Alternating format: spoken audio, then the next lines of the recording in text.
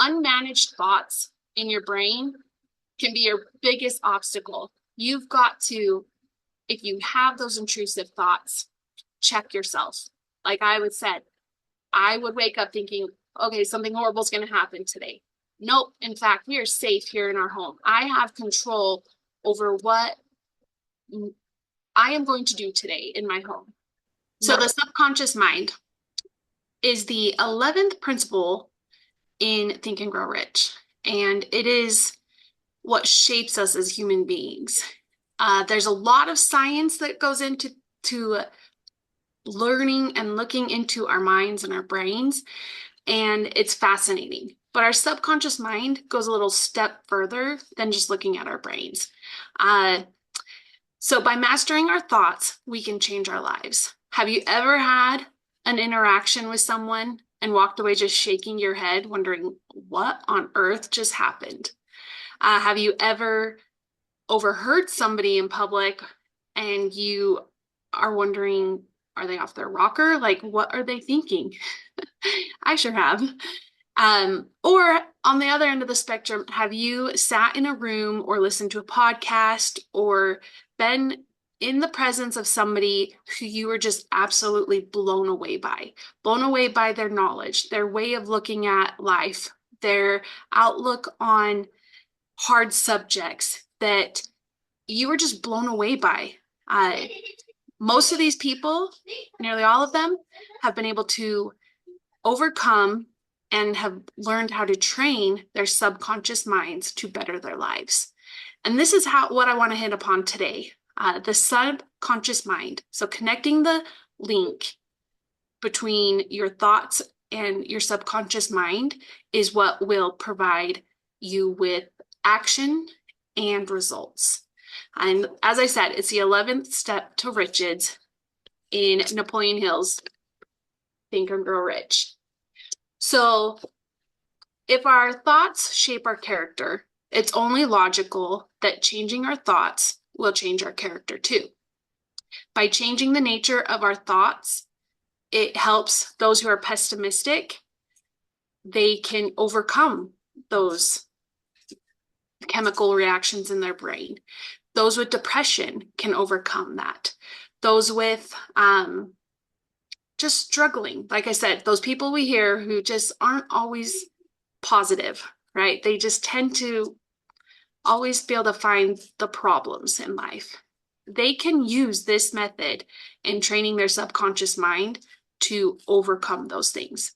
It doesn't mean they'll be healed, right? I want a disclaimer. This won't necessarily heal everything, but it is, from my own personal experience, a way that I've been able to train and overcome those hard thoughts and patterns in our lives. So, as I said, this subject is near and dear to my heart because learning how to change and work with my subconscious mind literally changed my life. It changed my trajectory. I had been stuck in fight or flight mode for over 5 years. So I want to jump back to my life 10 years ago.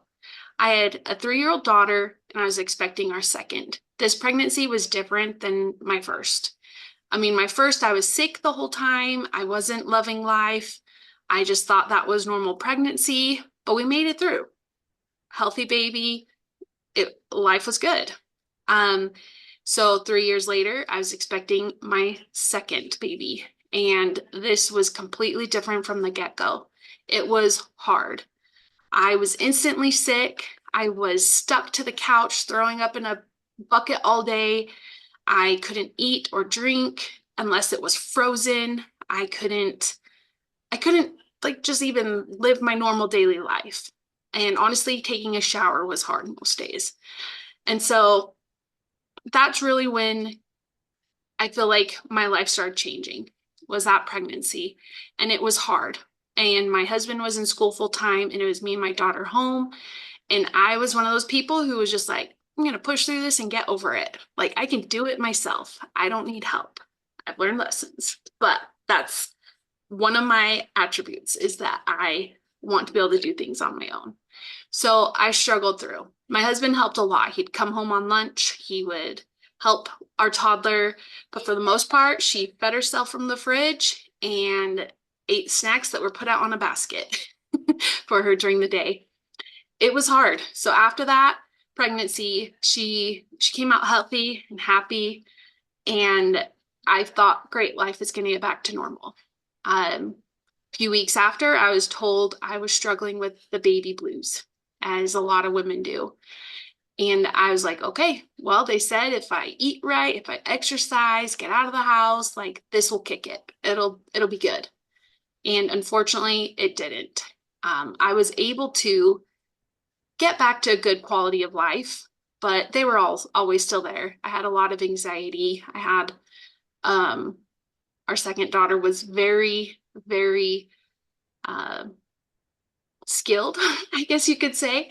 She was an early walker, a runner, and it gave me a lot of anxiety.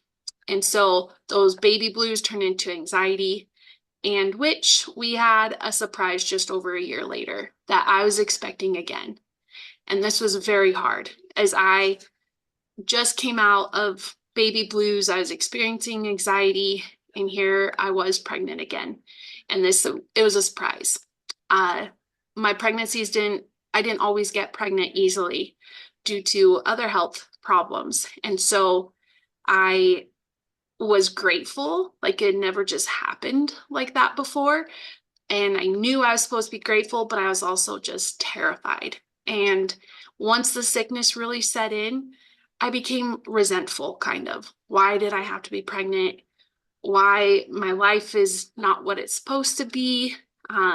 That pregnancy, I got put on home health, and I was hooked up to my IV pole for 7 hours a day, most days, for months.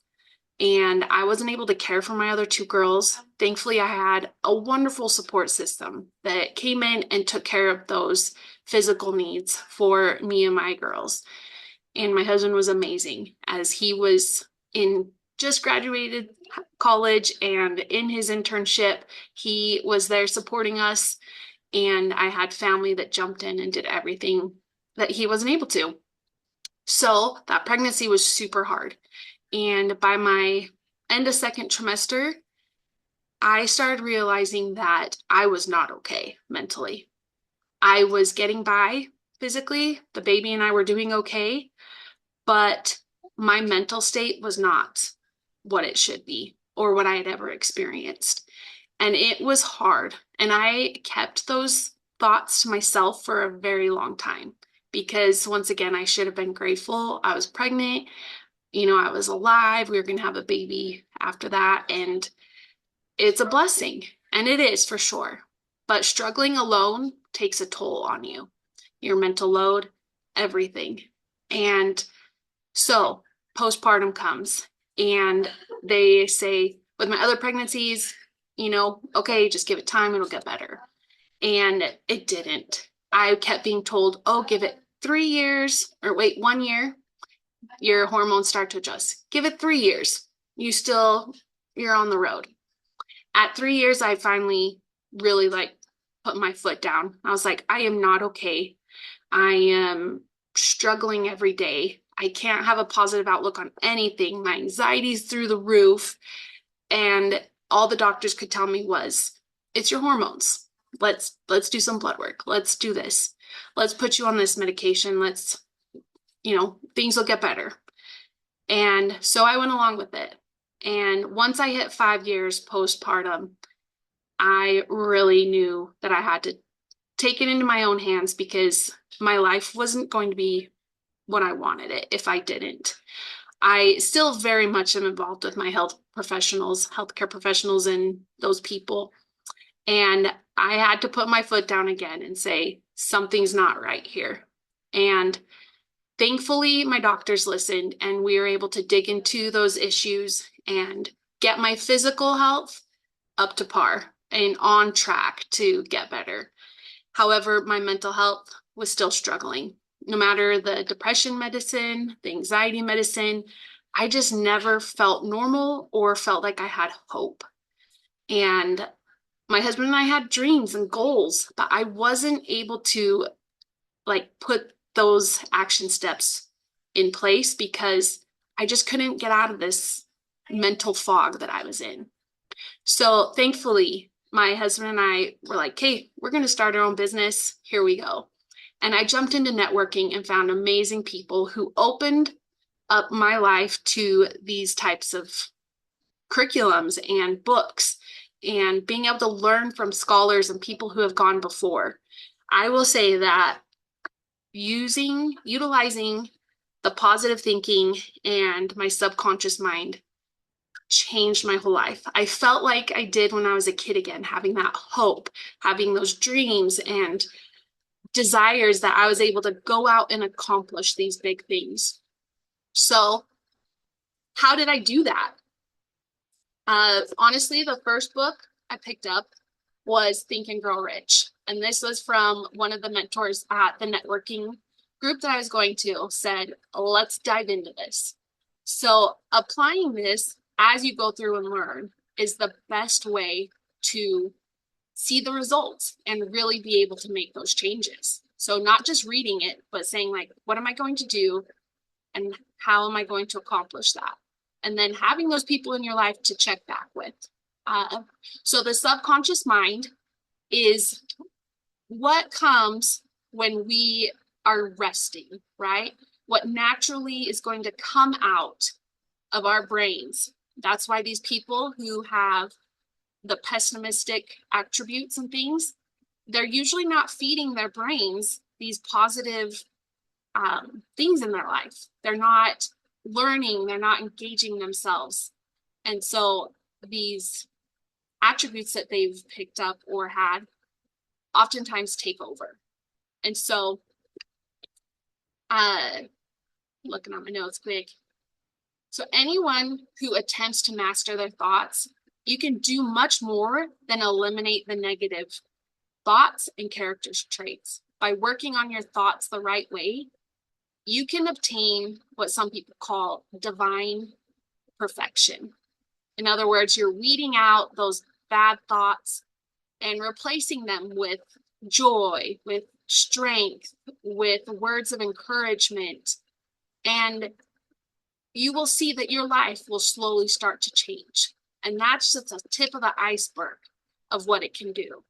Changing your subconscious mind will help you overcome some of the biggest obstacles in your life. I thought I was stuck forever in this depression and health blah, that pregnancy just took a toll on my body in every way. And that's what it was. And I was grateful I have these children. And I was just, that's what it was. I get to be there for my kids and my body was gone downhill in my mind. But it doesn't have to be that. You are able to take the things that you learn and read in those positive ways and change your literal brain chemistry and your subconscious mind. So I started with small steps, reading the books and sitting down and writing out positive things, positive affirmations. What did I want to do? I wanted to wake up and smile. So I would work on that. I would take it small steps at a time and say, okay, today I am not going to think the world is ending. My kids aren't going to die. I'm not going to die. We're fine. We're safe here in our home. And I would have to tell myself that multiple times, right? Just little things by little things to train your mind that you, in fact, are in control of your thoughts and your actions. Unmanaged thoughts in your brain can be your biggest obstacle. You've got to, if you have those intrusive thoughts, check yourself. Like I said, I would wake up thinking, okay, something horrible is going to happen today. Nope. In fact, we are safe here in our home. I have control over what I am going to do today in my home. No, I can lock the door and we're happy and fine in this home and turn on some happy music and things like that. Little by little, I had to change my everyday. And soon it became where I was able to just have those happy thoughts, wake up and feel energized and in control again.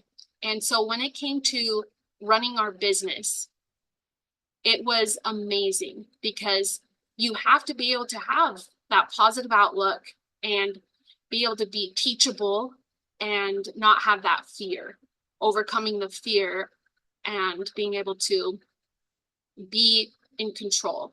So you take it a step further, my subconscious mind, that, okay, I am happy, I'm healthy, and I'm going to accomplish great things. What are those great things? You get to decide. Sit and journal it out and read it. A lot of people use affirmation apps. A lot of people, read the books and write down little suggestions in the books even.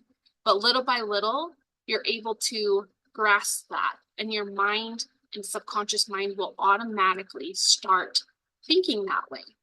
And that was the biggest thing that changed my life in these last 10 years. And here I am today. My husband and I own our own company. I have digital marketing on the side. I'm able to homeschool my kids. I'm able to manage my own life in ways that I didn't for a long time. And I'm so grateful that I was able to learn these things and be able to apply them, and had people in my life supporting me and helping me apply these and keep me accountable to going after my dreams, because your subconscious mind is the most powerful tool that you will have. We cannot always change our surroundings, but we can control our minds and our actions. And that is what the subconscious mind has taught me, and controlling that. So to wrap it up, I just want to end with, whatever we plant in our subconscious mind and nourish with repetition and emotion will one day become our reality. That's from Earl Nightingale. With that, go and change your thoughts and change your world.